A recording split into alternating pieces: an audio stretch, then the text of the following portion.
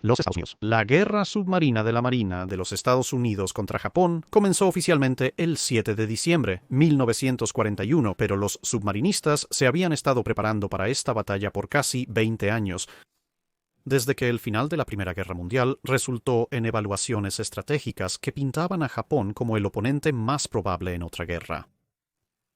Con las lecciones de la campaña de submarinos de la Marina Imperial Alemana contra el Imperio Británico frescas en la mente, incluyendo lo cerca que estuvieron de sacar al Reino Unido de la guerra, la Marina de los Estados Unidos ahora centró su atención en cómo cortar la línea de vida económica de otra nación insular si resultaba que tenían que hacerlo.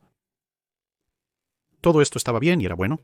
Japón tenía una marina más pequeña, dependía de más recursos extranjeros y también no tenía tanta experiencia directa con la guerra antisubmarina en comparación con los británicos y la Marina Real. Sin embargo, el Pacífico era inmenso, a un nivel descomunal, aunque en los años 20 no comprenderían esta referencia a Douglas Adams. Además, el continente de Estados Unidos estaba a miles de millas de distancia de Japón y todas las rutas comerciales probables que Japón podría explotar, lo cual era un problema si querías que los submarinos pudieran operar contra Japón durante más de unos 5 minutos antes de que tuvieran que regresar a casa. La única ventaja de ese escenario era que, a diferencia de Alemania, los submarinos de Estados Unidos no tendrían que escabullirse por líneas de bloqueo y campos minados para llegar a su destino. Afortunadamente, la Marina de Estados Unidos tenía dos bases más cerca de Japón, Guam y Filipinas, específicamente en Cavite, con el respaldo de Manila. Sin embargo, muchos planificadores de Estados Unidos habían previsto que era probable que Cavite cayera. Sin embargo, esto también implicó que se necesitarían más submarinos para obstaculizar eficazmente las operaciones japonesas. Debido a tener que basar todas las operaciones ofensivas en Guam, sostenidas por un enlace de suministro tenue desde San Diego hasta Pearl Harbor y luego hasta Guam mismo, con algunas paradas menores en el camino. El número preciso calculado fue de 144 submarinos, que era mucho más de lo que el Congreso estaría dispuesto a permitirles tener. Uno de los principales factores que impulsaron estos cálculos fue el hecho de que incluso el diseño de submarino más nuevo de la Marina de los Estados Unidos, la clase S, tenía un alcance relativamente corto en comparación con lo que probablemente se le pediría que hiciera. Esto significaba que el futuro de las necesidades de submarinos de Estados Unidos se estableció rápidamente. Mientras que los submarinos diseñados para operaciones en el Mar del Norte o el Mediterráneo podían ser pequeños, de inmersión rápida y optimizados para el rendimiento submarino tanto como la tecnología lo permitía, los submarinos estadounidenses necesitarían gran alcance, alta velocidad en superficie para cruzar largas distancias en buen tiempo y preferir la fiabilidad sobre la vanguardia en maquinaria, ya que la ayuda, reparaciones y repuestos podrían estar muy lejos si algo salía mal durante la patrulla. Además, deberían poder ser reacondicionados entre patrullas con relativa rapidez. Con acceso limitado a recargas en sus largas misiones, los submarinos necesitarían llevar una gran cantidad de armamento y este tendría que ser capaz de derribar el objetivo en poco tiempo, 1 o 2 golpes si es posible. Todo esto obviamente requeriría un submarino grande y eso significaba uno costoso, y eso significaba que todos los factores anteriores se volvían aún más importantes, porque un diseño de submarino grande y costoso significaba que el Congreso no iba a permitir que se construyeran demasiados. Pero las restricciones presupuestarias, lo creas o no, ni siquiera eran el peor problema. Los dos primeros tratados navales de entreguerras, Washington y el primer Londres, impusieron restricciones a la guerra submarina que llevaron a muchos en el Congreso a argumentar que la Marina de los Estados Unidos solo necesitaba pequeños submarinos costeros para la defensa del hogar. El Congreso decidió no emplear tecnología extranjera en los submarinos de Estados Unidos, lo cual estaba bien excepto que Estados Unidos no tenía un motor diésel adecuado para submarinos que valiera la pena tener. Hasta mediados de los años 30, los problemas del motor encabezaban una larga lista de dificultades que afectaban a los escasos submarinos que la Marina de los Estados Unidos podía costear. Sin embargo, eventualmente, con el colapso del sistema de tratados, las crecientes tensiones en todo el mundo y la adopción de sistemas diésel adaptados de locomotoras de ferrocarril, las cosas comenzaron a mejorar y nuevos submarinos de flota comenzaron con la clase Porpoise, luego los Salmons, Sargos y Tambours, los Mackerels siendo un pequeño submarino experimental, y finalmente la clase Gato. Aunque dos clases adicionales entrarían en línea durante la guerra, el Gato sería la última clase de submarinos estadounidenses de preguerra y el diseño se adaptaría ligeramente a los Balaos, la otra clase de guerra importante para la Fuerza de Submarinos de los Estados Unidos. Aparte de una dispersión de pequeñas producciones durante el período de entreguerras, la otra clase importante que estaría disponible para la Marina de los Estados Unidos al comienzo de la participación de los Estados Unidos en la Segunda Guerra Mundial sería la ya bastante antigua clase S, aunque su capacidad estaría significativamente detrás de los modelos más recientes. Con un objetivo bastante singular en mente, los nuevos submarinos estadounidenses habían sido diseñados con muchos extras adicionales específicamente útiles en el Pacífico Occidental. A partir de 1936, esto también incluiría aire acondicionado que se adaptaría a varios submarinos. Aunque no todos, el primer y más obvio uso de esta instalación fue para evitar que las tripulaciones murieran de golpe de calor, y cómo las aguas tropicales transforman sus barcos en ollas de presión. Pero también tenía otro fin. Muchos de los nuevos sistemas electrónicos, comenzando con la computadora de control de fuego para los torpedos, necesitaban un ambiente que no estuviera empapado de condensación si iban a funcionar por más de 5 minutos. Esto sería de gran beneficio en los próximos años cuando se agregaran nuevos sistemas de sonar, radar y otros sistemas electrónicos y, por supuesto, más equipo de radio a los submarinos. Los submarinos también tenían condensadores de agua.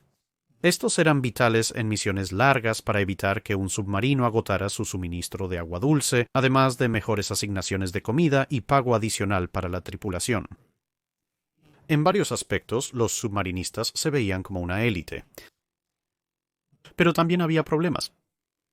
De los dos más grandes problemas, uno era algo conocido, pero en gran medida se ignoraba. El otro resultaría ser una sorpresa desagradable una vez que se declaró la guerra. El que algunos oficiales conocían era una actitud cultivada en muchos oficiales al mando. A medida que las restricciones de tiempo de paz y presupuesto continuaron durante los últimos años 20 y hasta los primeros años 30, comandar un submarino se convirtió menos en un ejercicio de pensamiento libre y más en un paseo por la cuerda floja. Absolutamente cualquier cosa que saliera mal se contaba inmediatamente en contra de un capitán, sin importar la causa o el tamaño del efecto. Un mal movimiento podría hundir una carrera. Esto llegó al punto de que durante los ejercicios de problemas de flota, un capitán que realizaba una carrera de ataque en un barco enemigo de la fuerza opuesta pero era detectado, sería reprendido, mientras que un capitán que nunca fue detectado pero en realidad no hizo nada, sería elogiado.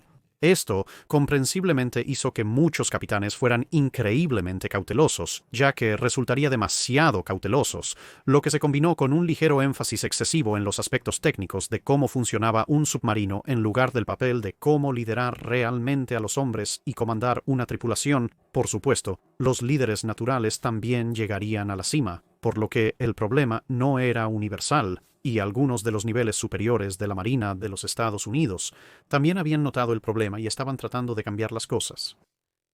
Durante el progreso de la guerra en Europa, se hizo evidente que el enfoque en combatir buques enemigos que dominaba el entrenamiento de entreguerras, el cual involucraba permanecer sumergido y disparar torpedos basándose solo en la detección de sonido, no es el escenario más común que enfrentarían los submarinos estadounidenses. Esto también debería cambiar. El problema desconocido estaba en las armas que portaban todos los submarinos, salvo los más viejos. Eso tardaría un poco en salir. Dicho esto, la guerra comenzó para los submarinos de la Marina de los Estados Unidos, casi simultáneamente que para los hombres y los barcos en la fila de acorazados. El 7 de diciembre de 1941 vio al United States Ship Pompano, junto con sus hermanas Plunger y Pollock, corriendo en la superficie a toda velocidad. Partieron de San Francisco hace una semana y estaban programados para llegar a Hawái a las 08:00. Pero como resultó algo afortunadamente, el mismo mal tiempo que también había retrasado al portaaviones United States Ship Enterprise había ralentizado a los 3 submarinos. Todavía estaban a poco más de 100 millas de distancia cuando a las 08:17 los informes de radio del primer ataque de la ola japonesa en Pearl Harbor les llegaron. habiendo bombeado tanta agua como humanamente posible para mejorar su capacidad de navegación en superficie, las tripulaciones ahora tenían que esperar lo que parecía una eternidad mientras el agua llenaba gradualmente los tanques de lastre, y los 3 submarinos comenzaron un acercamiento más lento y mucho más cauteloso a Oahu. Justo más de una hora después, la aparición de una aeronave solitaria casi significó el fin de 2 de los submarinos. Pómpano lo vio e intentó una inmersión de emergencia, pero casi volcó completamente debido al incorrecto control del tanque de equilibrio. Mientras que Plunger decidió que el avión probablemente era amigable, subió a la superficie e inmediatamente fue ametrallado por dicho avión, que probablemente era un explorador japonés, en camino para verificar el anclaje alternativo de la Marina de los Estados Unidos, en la Hania Roads. Pero el comandante de la división todavía estaba en cierto estado de negación de que pudiera haber una guerra en curso, y convencido de que todo era un malentendido con un avión estadounidense, se negó a señalar el curso o la ubicación del avión. Simultáneamente, otros submarinos en Pearl Harbor sufrían un ataque más intenso. El United States Ship Tortug estaba más adyacente al United States Ship Dolphin, y las 2 tripulaciones estaban haciendo todo lo posible para repeler a los aviones de la Marina Imperial japonesa, que estaban ardiendo y pululando por todas partes, incluso si una sola Browning de calibre 50 era la suma total de su capacidad de defensa aérea. En alta mar, los motores de pómpano comenzaban a fallar, y ahora un avión real de la Marina de los Estados Unidos empezaba a aparecer, aunque resultó ser aún más peligroso que el solitario avión de reconocimiento japonés, ya que estos aviones estaban cargados de combustible, armados y ansiosos por disparar. Finalmente, los 3 submarinos fueron redirigidos para encontrarse con el Gudgeon, el cual se dirigía hacia ellos desde el anclaje alternativo. No sería hasta el 9 de diciembre que el pequeño escuadrón de 4 submarinos finalmente llegaría a Pearl Harbor, allí para presenciar la devastación de primera mano. A lo lejos y en lo profundo del agua, el grande pero antiguo United States Ship Argonaut estaba navegando cerca de Midway cuando se informó de un tiroteo. Era una fuerza de bombardeo de la Marina Imperial japonesa. Gradualmente, el lento, torpe y medio descompuesto Leviatán se acercó, encontrándose con un par de destructores japoneses. Afortunadamente, la combinación de la pobre doctrina de guerra antisubmarina de la Marina japonesa y el entrenamiento arraigado que hizo que el enfoque de Argonaut fuera profundo, significaba que, aunque el submarino estadounidense se encontró incapaz de realizar un ataque a estos rápidos y ágiles barcos de superficie, a su vez no pudieron obtener una fijación incluso en el viejo submarino traqueteante, y ambas partes vivirían para luchar otro día. Mientras se difundía la noticia del inicio de las hostilidades, los submarinos estadounidenses en el mar pasaron a un pie de guerra. Algunos, como el Sago con base en Manila, pudieron salir al mar. Otros, en cambio, quedarían atrapados en las primeras olas de la ofensiva japonesa del Pacífico Occidental. Leah Killen estaba a bordo del United States Ship Sea Dragon, con base en Cavite, en Filipinas. Él recuerda que en diciembre de 1941 estaban en el astillero naval de Cavite para una revisión general. El mismo día del bombardeo de Pearl Harbor, los japoneses arrasaron con todos los aeródromos en Filipinas, eliminando nuestra protección aérea. El 10 de diciembre de 1941, al mediodía, el astillero naval fue bombardeado intensamente. 3 vuelos de 27 bombarderos Mitsubishi sobrevolaron nuestro astillero naval, lanzando bombas de 500 libras. No teníamos un arma que pudiera alcanzarlos. Ni siquiera rompieron la formación. Destruyeron por completo el astillero y los barcos en dique seco. Nuestro submarino Sea Dragon y su barco hermano, el United States Ship Sea Lion SS-195, estaban amarrados al muelle, uno al lado del otro. El Sea Lion fue hundido por una bomba de 500 libras que impactó en la escotilla de la sala de torpedos de popa. En ese momento, un oficial y yo estábamos en el puente del Sea Dragon. El oficial murió por la explosión de la bomba que destruyó al Sea Lion. Mientras corría por la escalera hacia la torre de mando, otra conmoción me golpeó y me lanzó 14 pies abajo hasta la cubierta de la sala de control. 4 perillas de unos 5 centímetros eran todo lo que quedaba de la barandilla hacia el control. Caí sobre una perilla sobresaliente, aterrizando con fuerza en la punta de mi columna. Yací allí sin sentido en la cubierta de la sala de control durante bastante tiempo y luego escuché al capitán gritar: «¡Abandonen el barco!». Cuando me levanté, esperando llegar a la cubierta superior mientras bajaba por el muelle, el capitán ya estaba diciendo a todos que volvieran a bordo. Luego de que los bombarderos se fueron, un barco de salvamento, el United States Ship Widgeon, se amarró a nuestra popa y con esfuerzo logró sacarnos del león marino destruido. Nuestro submarino había atrapado fragmentos del león marino, pero afortunadamente el casco a presión no se dañó. La superestructura tenía múltiples agujeros y faltaba gran parte de la cubierta. Logramos llegar a Manila, donde amarramos el submarino al buque de mantenimiento United States Ship Canopus. Durante 3 días se trabajó en el Sea Dragon. Pasamos la noche entera preparando el barco para que pudiera navegar nuevamente. Se trabajó en el Sea Dragon de noche y durante el día yacíamos en el fondo de la bahía de Manila hasta el anochecer. Esto se debía a que los japoneses preferían atacar durante el día. Finalmente, listos para el mar el 13 de diciembre de 1941, partimos hacia Surabaya, Java, en las Indias Orientales neerlandesas. Al pasar Corregidor rumbo al sur, avistamos 3 destructores japoneses patrullando la entrada de la bahía de Manila. Corregidor era una fortaleza insular del ejército en la entrada de la bahía de Manila. Mientras nos sumergíamos, los japoneses nos dieron nuestra primera experiencia con cargas de profundidad. Tras unas 2 horas, los 3 destructores al fin partieron. Emergimos y después de unos días finalmente llegamos a Surabaya, Java. Ingresamos a un dique seco holandés para las reparaciones necesarias. Tras la revisión holandesa, partimos a nuestra primera patrulla ofensiva. Nos asignaron una estación de patrulla de Indochina francesa. Nos encontrábamos fuera de la bahía de Cam Ranh, una gran base naval japonesa. Nos aproximamos a un crucero pesado japonés. Nuestro capitán ordenó disparar 4 torpedos mientras el crucero entraba en su base. Todos los torpedos fallaron. Usábamos torpedos Mark 14 y teníamos problemas con ellos, como todos los demás. El fallo fue costoso. Nos bombardearon bastante con cargas de profundidad. Después de 55 días, terminamos nuestra patrulla. No pudimos regresar a Surabaya porque los japoneses ya lo habían capturado, por lo que nuestras órdenes eran ir a Perth, Australia. El torpedo Mark 14, ahora infame, había mostrado ser un problema para los submarinos de la Marina de los Estados Unidos. Mientras persistieran estos problemas, no importaba cuán valientemente los submarinos estadounidenses presionaran sus ataques. Casi ninguno de ellos significaría más que alertar a la Marina japonesa sobre un submarino en el área. El final de 1941 continuó trayendo problemas para los submarinos de la Marina de los Estados Unidos. En los argonautas era más sencillo contar lo que servía que lo dañado.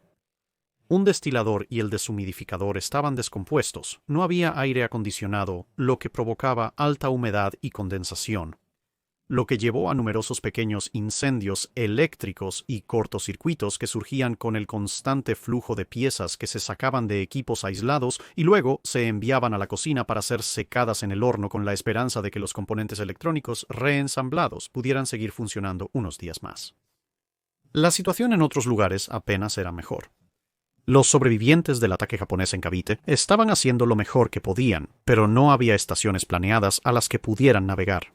No había planes para colocar minas que protegieran sus valiosos puertos y gran parte de su munición disponible, incluyendo torpedos, había desaparecido debido a las incursiones de la Marina Imperial japonesa. No obstante, los submarinos británicos y holandeses se esforzaban por defender Malasia y las Indias Orientales neerlandesas, pero eran escasos.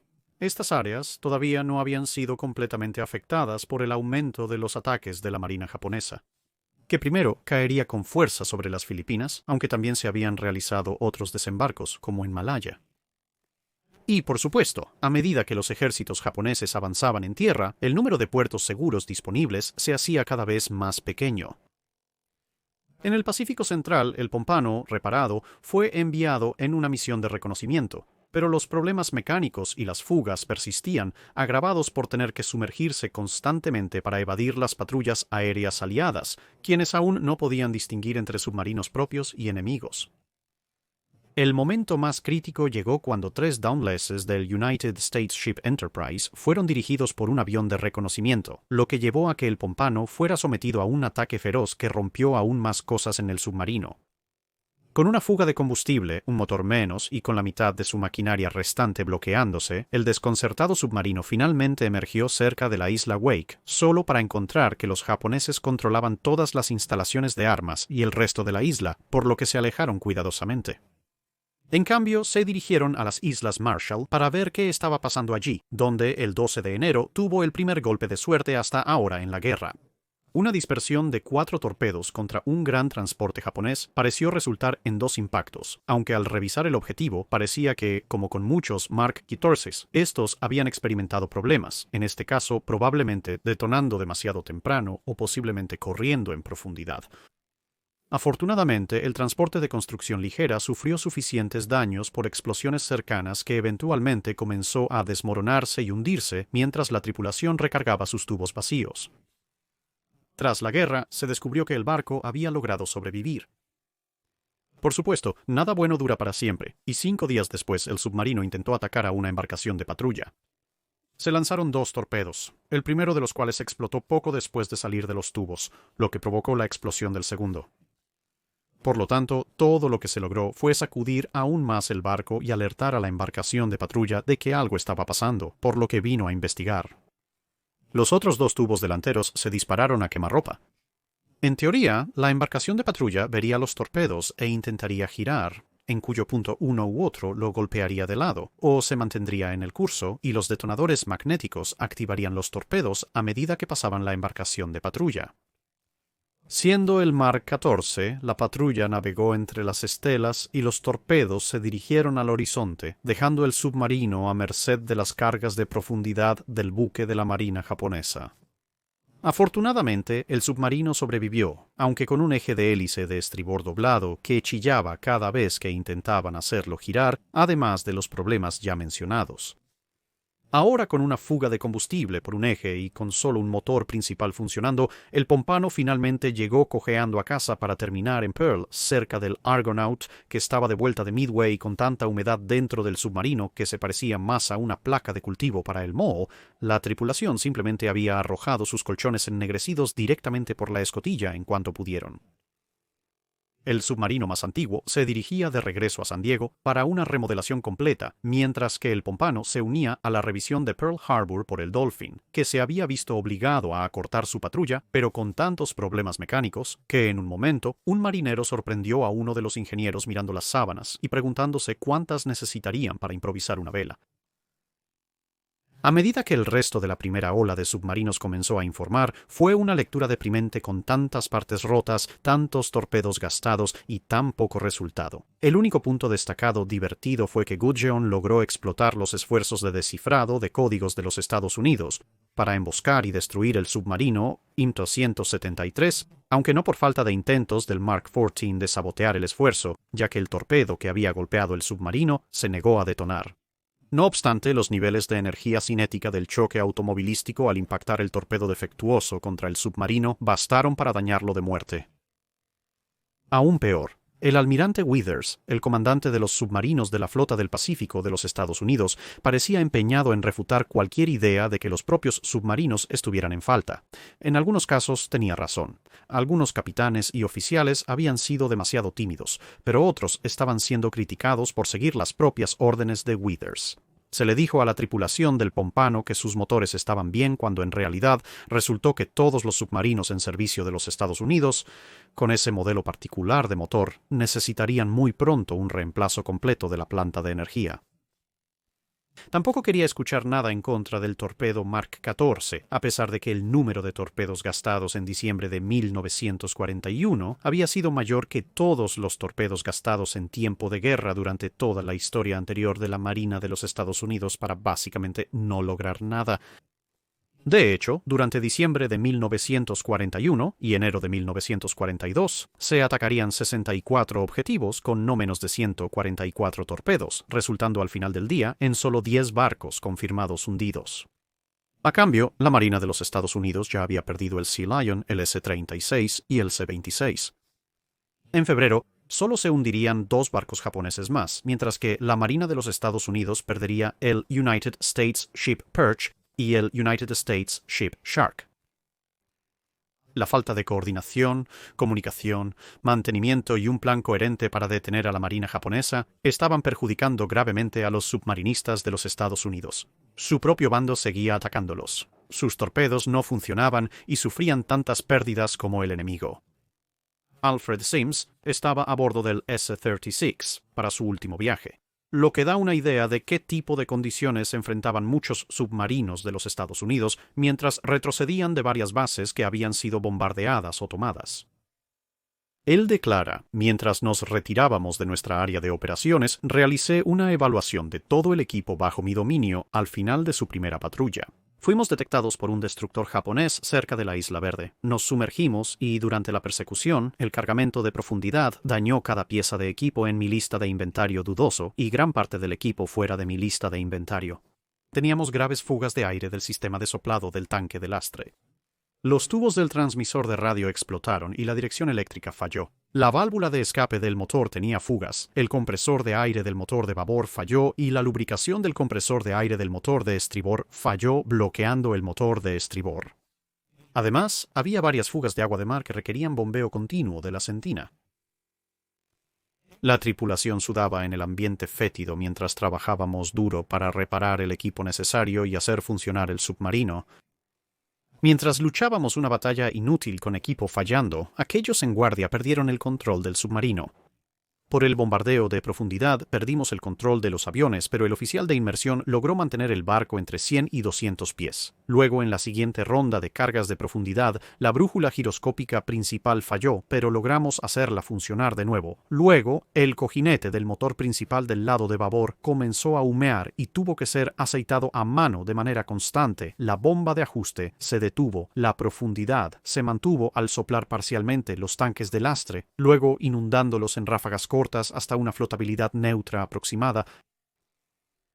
Mientras tanto, el destructor japonés se rindió y abandonó el área. Nunca supimos si se quedó sin cargas de profundidad o simplemente se cansó de golpear al C-36. El hombre del motor y el electricista lucharon con el equipo de propulsión mientras las temperaturas subían. Un hombre se desmayó y el muelle tuvo que atenderlo. El problema del cojinete del motor principal de babor fue parcialmente reparado, pero el campo del motor principal de estribor permaneció en tierra. Superficiamos durante la noche y la tripulación trabajó sin descanso para poner el barco en funcionamiento.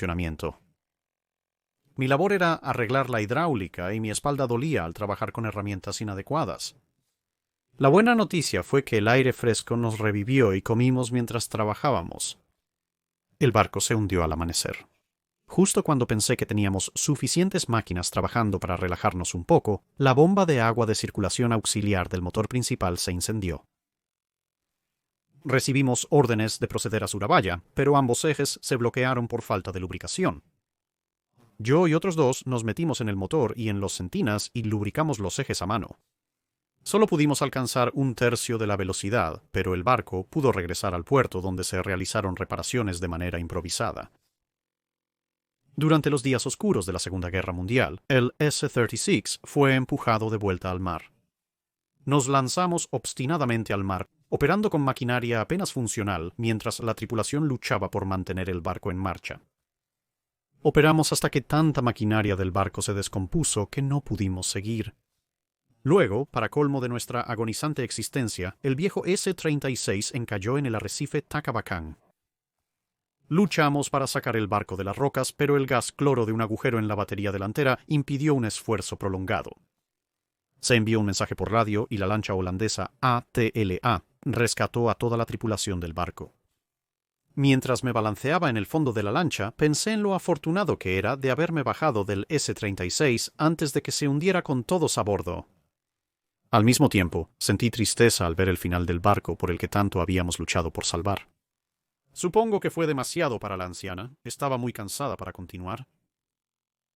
Pero no todo era desesperanza y tristeza. Los barcos más antiguos como Argonaut, que sobrevivieron a sus primeras patrullas, a menudo eran enviados de vuelta a los Estados Unidos para grandes revisiones y remodelaciones, lo que dejaba a sus tripulaciones ahora algo experimentadas en la estacada. Muchos de estos fueron reasignados sensatamente a nuevos barcos que venían en sentido contrario. Richard O'Kane se convertiría en una leyenda en el servicio de submarinos de la Marina de los Estados Unidos. Había comenzado la guerra como oficial a bordo de la colección de malfunciones que se denominaba laxamente el Argonauta, pero cuando el viejo barco llegó de vuelta a Mare Island, fue inmediatamente transferido a la posición de oficial ejecutivo en el flamante United States Ship Wahoo, un Gato Class que aún estaba preparándose para su puesta en servicio. A pesar de sus muchos defectos, el almirante Withers estaba ordenando distribuir los primeros informes de patrulla de guerra en toda la flota de submarinos, dando al servicio una pequeña ventaja mientras los submarinos se preparaban para sus primeras o segundas patrullas de guerra. Pero también parecía no tener ninguna estrategia en particular. Desconfiaba severamente de los informes de inteligencia después del ataque a Pearl Harbor, y también se enfrentaba a lo que al menos presentaba como un dilema del 22. Sus capitanes insistían cada vez más en que el nuevo explotador Mark VI y el torpedo Mark XIV en general simplemente no funcionaban. Querían modificar las armas para que solo detonaran al contacto. Pero para Withers, en algún lugar de la región ya se habían ido alrededor de 400 torpedos, quizás un poco más. Muchos de ellos habían sido destruidos por los ataques japoneses en Cavite, y el resto se había lanzado en gran medida sin resultado a los barcos de la marina japonesa. La producción era lenta y poco probable que aumentara antes del verano, y Pearl Harbor tenía exactamente 101 torpedos restantes en stock, es decir, 4 recargas completas para un submarino de flota típico.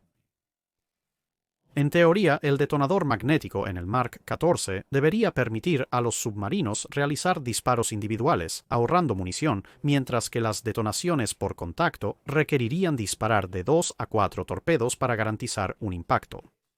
Para él, la única solución parecía ser mantener el explotador Mark VI operativo y ordenar a los capitanes que mejoraran el uso de sus armas.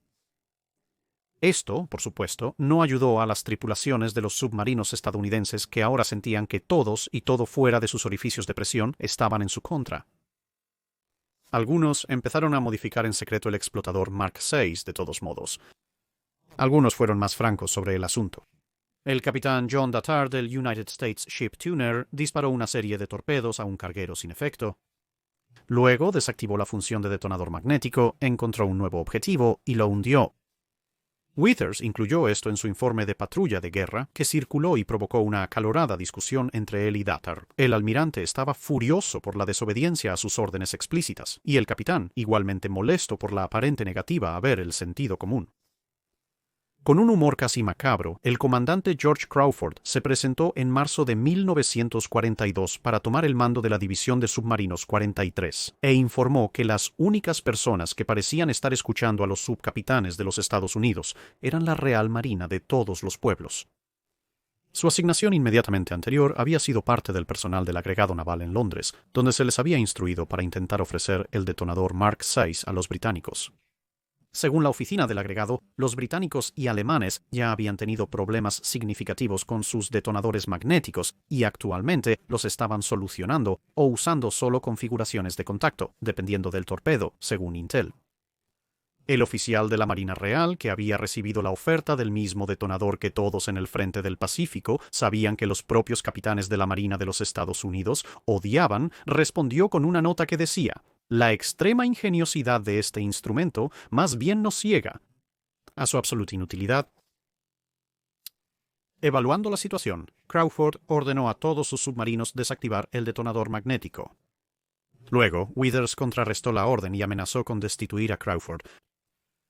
El problema resultó ser más que solo logística. Withers había trabajado en el desarrollo del explotador Mark VI y, por lo tanto, estaba personalmente invertido en que funcionara como se pretendía, independientemente de lo que la realidad realmente decía. Esto parece haber sido la base de una mentalidad que se volvió cada vez más inútil. Tambor informó en abril que, además del explotador, el propio Mark XIV operaba constantemente a demasiada profundidad. La oficina de ordenanza había confirmado esto en un par de pruebas hasta este punto, pero Withers se negó a escuchar tanto los informes de primera línea como los de retaguardia, y Bjord pronto cambió su rumbo ya que sus pruebas habían mostrado una profundidad de solo 4 pies, en contraposición a los 11 a 12 pies reportados por los submarinistas. La primavera de 1942 trajo cambios, algunos positivos, otros no tanto. Los submarinos de la flota asiática obtuvieron un nuevo almirante de retaguardia, Charles Lockwood. Crawford había sido su jefe en la estación del agregado naval en Londres y confiaba en sus capitanes. También había abierto una línea directa de comunicación con la oficina del almirante King en su camino para asumir su nuevo mando, lo cual fue bueno ya que en mayo el almirante Withers fue removido de su puesto al mando de los submarinos de la flota del Pacífico y trasladado a Supervisor Shipyard. Lamentablemente, el reemplazo de Withers, Robert English, compartía su opinión sobre el torpedo Mark 14 y su detonador. Los problemas que esto causó se hicieron evidentes después de la batalla de Midway. El viejo y chirriante United States Ship Nautilus pasó 7 horas luchando con aviones y destructores japoneses. Su recompensa fue la vista del dañado y ardiendo portaaviones Kaga. El capitán lanzó una serie de 4 torpedos, uno de los cuales no logró lanzarse, pero los otros 3 se pusieron en marcha reflejando un rumbo perfecto. Uno pasó justo por delante de Kaga, otro pasó de manera similar justo por detrás, y el último golpeó el barco justo en el centro, donde inmediatamente falló al explotar. La única contribución que hizo el submarino Valiant fue proporcionar una balsa salvavidas algo inesperada para el oficial asistente de control de daños Yoshio Kunisada, quien se encontró en el agua junto al cuerpo principal del torpedo, cuya cabeza de guerra se había desprendido dentro del casco del portaaviones, después de lo cual la sección principal, algo más ligera, había flotado hasta la superficie. De vuelta en Australia, ahora hogar de lo que quedaba de la flota asiática, para junio Lockwood estaba siendo informado por Bjord que sus capitanes simplemente eran incompetentes y que no había nada malo con los torpedos. Irritado, Lockwood estableció su propia instalación de prueba y demostró que los torpedos estaban corriendo 12 pies más profundo de lo debido, tal como sus hombres informaban. Bjord luego afirmó que sus pruebas eran inválidas, principalmente con el argumento de que ellos no habían estado involucrados. Lockwood descartó su respuesta, envió sus datos directamente a la oficina del almirante King y ordenó a los submarinos cambiar sus configuraciones de profundidad. Mientras seguía la lucha interna para proporcionarles armas viables, los submarinos estadounidenses encontraron otras maneras de ser útiles. En abril, el United States Ship Sea Raven se acercó sigilosamente a la costa enemiga y rescató a 32 pilotos australianos, aunque esta hazaña se vio mitigada por un incendio en el panel de control eléctrico principal del Sea Raven durante el regreso, dejándolo inutilizado. Afortunadamente, el United States Ship Snapper pudo salir y remolcarla a casa antes de que fuera descubierta por los japoneses. El United States Ship Spearfish apareció en mayo con una mezcla de enfermeras y tripulación naval, que fueron prácticamente las últimas personas en escapar de Corregidor antes de que cayera. En el camino al puesto de avanzada en conflicto, el capitán del Spearfish también logró golpear 2 barcos de carga japoneses gracias a los ajustes de torpedos cambiados de Lockwood. El United States Ship Skipjack también reclamó 3 cargueros en su patrulla y el United States Ship Tortog, una transferencia de los submarinos de la flota del Pacífico, apareció, habiendo transitado a Australia desde Pearl Harbor a través de varias islas en manos japonesas, habiendo reclamado los submarinos japoneses Reo 30 e I-28. El Salmón pensó que había atrapado al crucero Yubari, pero en realidad, si acaso, había hundido un objetivo mucho más valioso, el Asahi de 11.441 toneladas, un barco de reparación cargado con repuestos, equipos y talleres de máquinas para apoyar los esfuerzos de guerra de la Marina japonesa. 1942 continuó avanzando, y en los 9 meses después de marzo, solo se perderían 3 submarinos más, ninguno debido a acciones enemigas. S-27 y S-39 fueron ambos accidentalmente destrozados al encallar, y Grunion cayó víctima del torpedo Mark 14 que había disparado. Disparó 4 torpedos al barco de carga Kanomaru, el primero de los cuales se hundió y pasó por debajo del barco, los siguientes 2 golpearon el barco pero no explotaron, y el último falló y en su lugar dio la vuelta en un amplio arco, volviendo a chocar con la torre de mando del Grunion, de nuevo sin explotar. Tripulado, el submarino cayó por debajo de su profundidad de aplastamiento e implosionó. De vuelta en Australia, Lockwood estaba intentando hacer otras mejoras.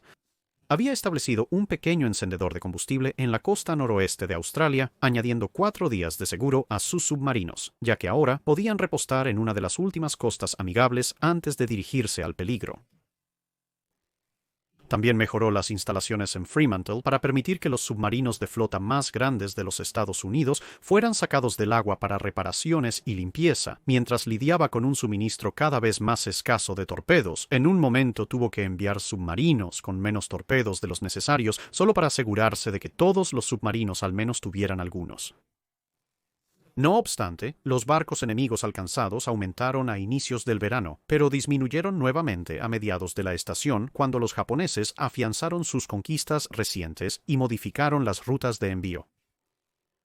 En otoño hubo alivio adicional cuando la mayoría de los viejos submarinos clase S, que habían pasado casi un año de guerra en los trópicos sin aire acondicionado, fueron enviados a Estados Unidos como embarcaciones de entrenamiento y reemplazados por submarinos modernos tipo Gato. Antes de partir, el S-44 logró venganza por la primera batalla de la isla Savo al hundir el crucero pesado Kako en su viaje de regreso.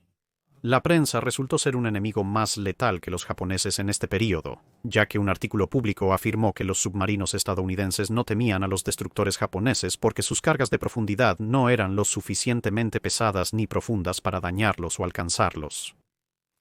Misteriosamente, a finales de 1942, la Marina japonesa aumentó masivamente los ajustes de profundidad en sus cargas de profundidad, algo que tendría efectos significativos entrando en 1943. Para el otoño, la situación de los torpedos se volvía cada vez más crítica.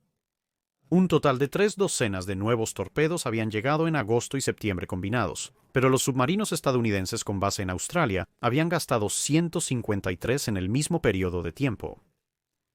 Por lo tanto, a 5 submarinos se les dieron 8 torpedos cada uno en lugar de sus 24 habituales, y se cargaron con minas, y luego se les asignó colocar 5 campos de minas simultáneamente en su lugar.